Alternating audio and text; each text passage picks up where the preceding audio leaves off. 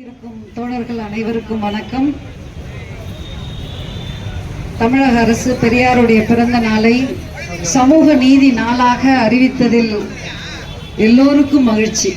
மக்கள் மன்றத்தினர் உட்பட எல்லோருக்கும் மகிழ்ச்சி. அந்த சமூக நீதி காக்கப்பட வேண்டும் என்பதுதான் நமது கவலை. ஆட்சியில் இருக்கும் பாஜக மோடி அரசு சமூக நீதியை எப்படி குழி தோண்டி புதைக்கலாம் என்று காத்து கொண்டிருக்கிறது. தோழர்களே, இன்று பெரியார் பிறந்த நாளில் மக்கள் மன்றம் ஒரு கோரிக்கையை வைத்துள்ளது ஒன்றிய அரசுக்கு. சாதி வாரி கணக்கெடுப்பை எடுக்க வேண்டும், இடஒதுக்கீட்டை முறையாக அமல்படுத்த வேண்டும் என்று.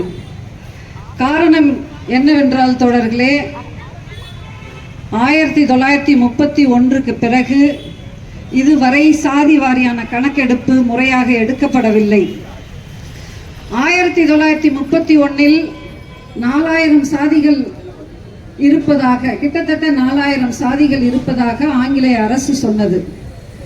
2011இல் சாதி வாரியான கணக்கெடுப்பு என்று சொல்ல முடியாது, ஒரு வகையான ஒரு கணக்கெடுப்பை எடுத்தது, அதை வெளியிடவில்லை. அந்த கணக்கெடுப்பில் 46 லட்சம் சாதிகள் இருப்பதாக பொய்யான ஒரு கணக்கெடுப்பை எடுத்தது. அத்தனை சாதிகள் உண்மையில் கிடையாது.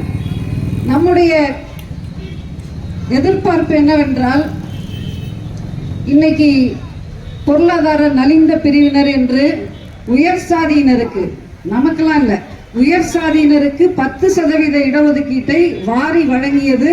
எந்த போராட்டமும் இன்றி உயர் சாதியினர் 10% இடஒதுக்கீட்டை அனுபவித்து வருகின்றனர். எங்கிருந்து வந்தது இந்த 10% என்ற கணக்கு?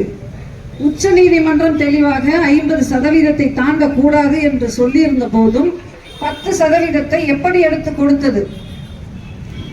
தோழர்களே, நீங்கள் கவனித்தீர்களா என்று தெரியவில்லை. சமீபத்தில் பாராளுமன்றத்தில் ஒரு நிலைக்குழு இருக்கும், புள்ளியியல் ஸ்டாட்டிஸ்டிக்ஸ், அதை எடுத்து கொடுப்பதற்கு ஒரு குழு இருக்கும், 14 பேர் கொண்ட குழு. அந்த குழுவை டோட்டலா என்ன பண்ணிட்டாங்க? அபாலிஷ் பண்ணிட்டாங்க. அதை முற்றிலுமாக அழித்து விட்டார்கள். இப்ப நிர்மலா சீதாராமன் மிக ஆணவமிக்க, அகங்காரமிக்க நிதித்துறை அமைச்சர், அவங்க வாய்க்கு வந்ததெல்லாம் என்ன பண்ணிட்டு இருப்பாங்க? சொல்லிட்டு இருப்பாங்க. நமக்கு தெரியும் எவ்வளவு இளைஞர்கள் வேலை வாய்ப்பின்றி தவிக்கின்றனர். நம்ம சொன்னா இதெல்லாம் சரி கிடையாதுன்னு சொல்லுவாங்க. ஆனா அவங்க ஒரு புள்ளியோரத்தை என்ன பண்ணுவாங்க? எடுத்து விடுவாங்க. இவ்வளவு ஆபத்துகள் இருக்கிறது தோழர்களே.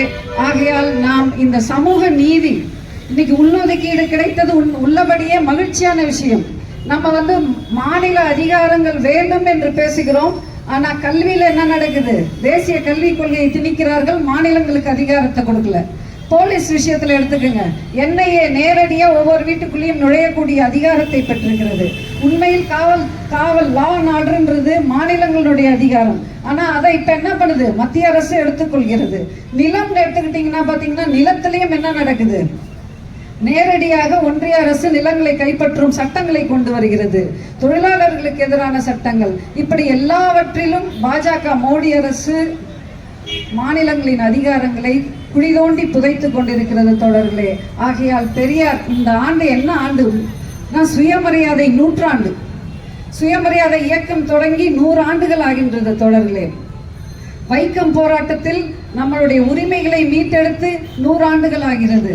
இந்த தோல் சீலை போராட்டம் நடைபெற்று 200 ஆண்டுகள் ஆகிறது. எல்லாவற்றையும் நாம் நினைவு கூற வேண்டும்.